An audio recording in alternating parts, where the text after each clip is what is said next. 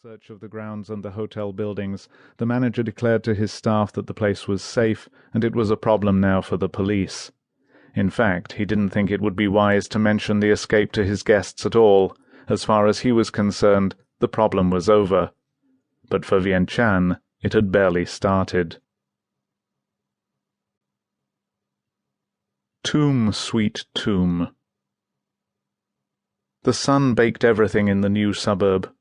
Comrade Civileye stepped from the hot black limousine and, without locking the doors, walked up to the concrete mausoleum where they'd put Dr. Silly. The gate and the front door were open, and he could see clear through to the small yard at the back. There was no furniture to interrupt the view. He kicked off his Sunday sandals and walked into the front room. It was as if the builders and decorators had just left. The walls were still virgin Wat Thai light blue to match the swimming pool-coloured Wat Thai airport. They were unencumbered by pictures or posters or photographs of heroes of the Revolution. No French plaster ducks flew in formation. No clock ticked. If he didn't know Silly had lived here for a month, he would have guessed this to be a vacant house. On his way to the back, he passed a small room where piles of clothes told him he was nearing a primitive life form. In the backyard he discovered it. Dr. Siri Paiboun, reluctant national coroner, confused psychic, disheartened communist, swung gently on a hammock strung between two jackfruit saplings. A larger man would have brought them both down. In his shadow, Salope, rescued street dog and lifesaver, drooled onto the hot earth.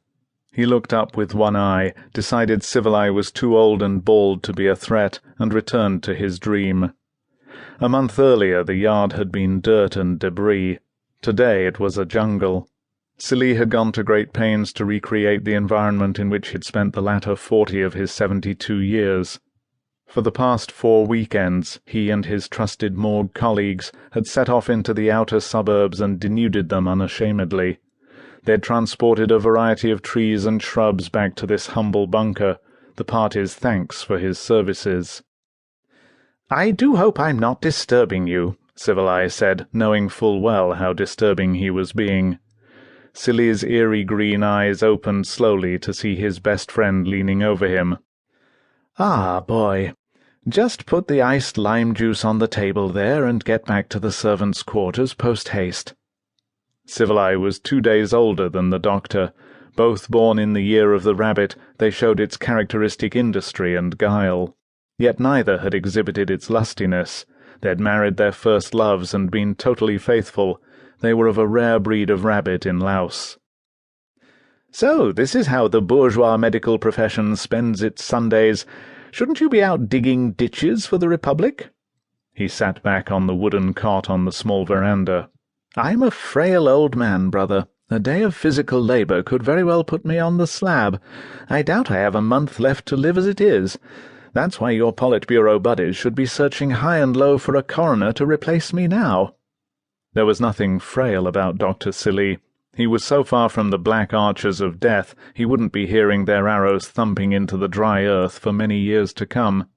His short, solid body still scurried hither and thither like a curious river rat. Younger men were hard-pressed to keep his pace.